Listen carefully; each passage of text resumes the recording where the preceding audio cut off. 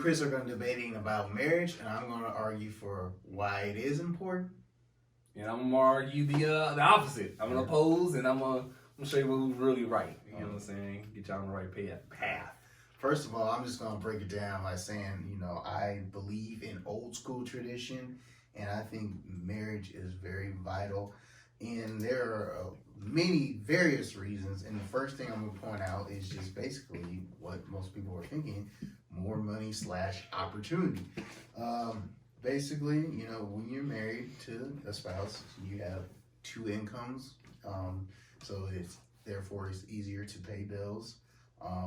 You don't really have trouble about making rent. Joint accounts can be a lifesaver, and with that, it makes it easier to coordinate bill payments and other costs. And basically, if you both track it easily, you're more likely to have open communications about financial opportunities. And about a joint account, also, it allows the surviving spouse to access it immediately right when the other one passes away. All right, man. Look, I hear you with all that, and let me just touch on something you just said: the joint accounts, and you said tradition, financial, all that good stuff. Okay, yeah. So I'm gonna just open up with this. I'm gonna say it like this: marriage is not necessary. All right, people do it. They're raised from when we're kids, right? If a woman, as a young girl, she cooks, she clean, man, you're gonna be a great wife when you're gonna get older. You know what I'm saying? If a man, he fixing something, he putting something, man, you're gonna be a good husband when you get older. And they're already implementing this in your mind as your parents, or whoever people take care of you. They're telling you, hey, you need to get married. So then you think like, man, dude, should I? I find somebody, I'm gonna lock them down. What everybody say? Lock them down. You're like trapping people. You know what I'm saying? People are going into marriage with the wrong idea. I'm not completely against it. You're right. Yeah. But if we are almost brainwashed to think that I have to get married, people get into the late 20s, early 30s, the first thing, people be like, are you married? I'm like, no, you know what I'm saying? You got your friends posting stuff on Facebook. You know what I'm saying? They get married. Everyone's all happy. But what I would like to let people know is the divorce rate. We all know that it's high. You know what I'm saying? I've seen things up to 40 to 50%. Yeah, you know what I'm saying? People are engaged 12 to 18 months. Together 12 to 18 months before they get engaged. That's a year and some change. How many times have we had friends in our lives from the sandbox that we not even cool with no more? So, and that was 10, 15 years. And you're going to be with somebody a year and some change, and now you're like, I'm going to spend the rest of my life with you. And we as people, we change over time, right? I'm 26 years old. At 36, am I still going to be liking the same thing I like now? Yeah. You know what I'm saying? Things change over time. I'm not saying you can't find that special person, but I just feel like people go into marriage with the expectation that once I put this ring on their finger and we had this ceremony in front of this other man of flesh or woman of flesh, that now I can just, everything is, Gucci and gravy. That's just not the case. All right. I don't think it's necessary. Well, I'm glad that you pointed that out because I was going to use that. We know that with marriage comes growing pains. You see, everyone knows it in their life with their parents. You see them fight. They're arguing about many things, whether it's finances. Which is one of the big reasons for divorce. Yeah, finances is a big thing, yeah. Trust issues, one feeling like they can't hold that other end up to the stick. But, that's just with the growing pains of marriage and stronger. It just makes them stronger. And I've seen, especially now, the reason why I'm addressing this, because I feel like it's just not likely, tradition, as old tradition, people will be married for 20, 30 plus years. Now, you see people, not being married, but I feel like that's becoming the norm, but I don't think, I still don't approve of it. Basically, going off my last point, not only I was talking about the Social Security, but it also leads to better mortgage rates. You give you more flexibility when trying to apply for loans. You get better auto insurance. So basically with an auto insurance, when car companies look at that, they're thinking a couple is considered safer than an individual, and the reason why they look at that is they're thinking, oh, you're responsible for a person, and they probably have kids, so they'll be less likely to go out, be crazy, drive stupid. Or they understand that if you guys are together legally, once this person passes away, they're going to expect you to pick up on the stuff like a co-signer and things like that. And I think that people going into marriage, because most of the things that you listed have been financial. You should not get into a relationship for the finances, right? I can be with somebody and we can just decide to manage our money a certain way. We don't have to, go through the law. That's just the basis of how this nation was built. True. They want people to get married. But as we get older, not all the same traditions that we were built on that we're gonna still continue with. You know what I'm saying? Like as time goes on, we evolve. And you talking about the like how long people are married. Let's get fun with it. Yeah. Kim K was married for 72 days. Britney Spears married for 56 hours. Nicolas Cage 4 days. What? Carmen Electra 6 days. What? Pamela Anderson 12 days. What? And I'm gonna tell you why I said that, right? These are celebrities. These are celebrities. Celebrities, right? Yeah. These are the outliers. But do you know who they influence?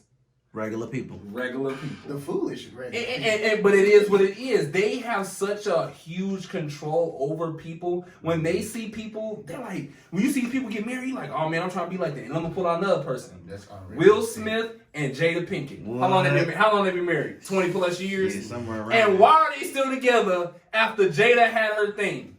Because they sticking together for who?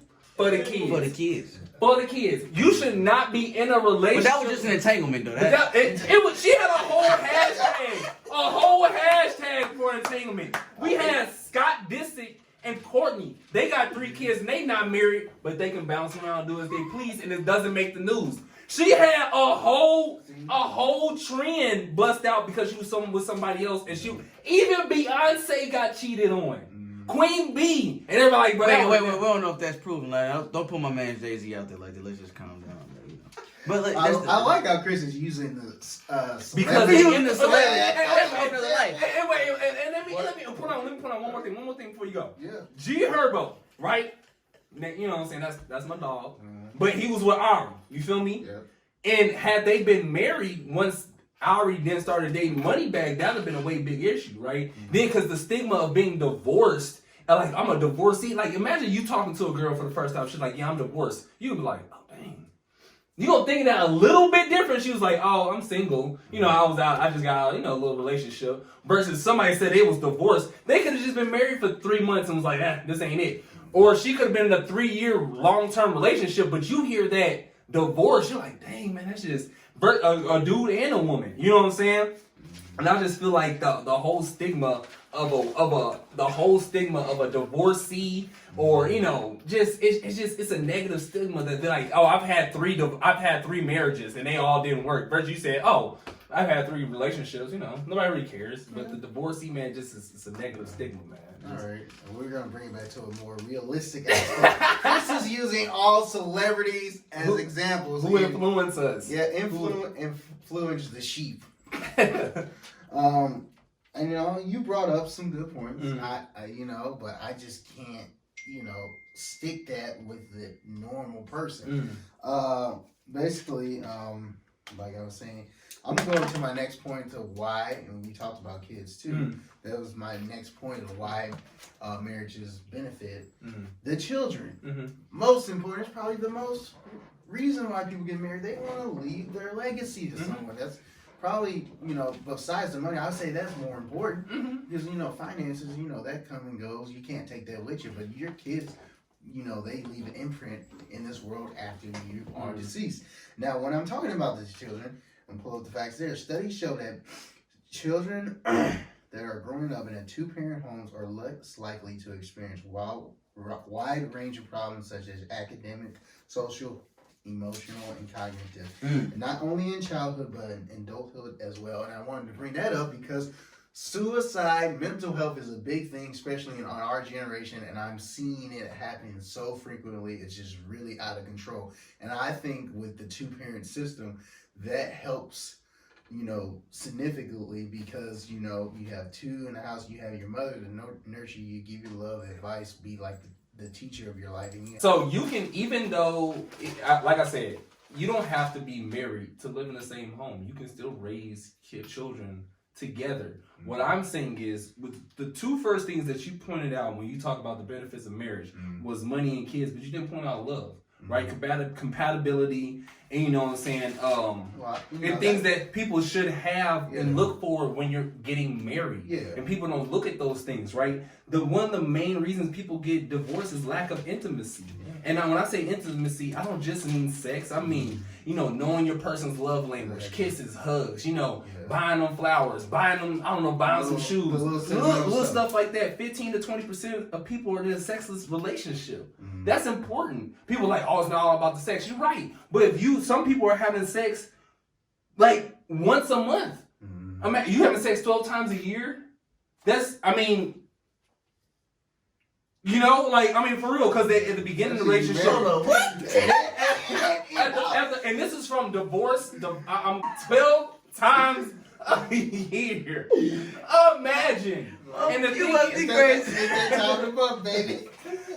But you see what I'm talking about, though? Because people get in a relationship, they be like, first that spark where. But I'm saying, that first month of relationship, everything live like Channel 5. You're like, oh, this house gonna be the whole time. No, no, you put that ring in it, and that's not with everybody. And then I'm gonna go touch on infidelity real quick. People that have been in a relationship, 54% of men, 70% of women did not even know that their spouse was cheating on them. 36% of them were with an affair with their coworker. And I bring that up with, when you get, you're married, right? Mm-hmm. And someone cheats. Yeah. They always try to stay together because they don't want that divorce, because with divorce you have to worry about the finances, the kids, the who gets what, and that, property. All those things have to be figured out. If somebody cheats on me, cheaper to keep her.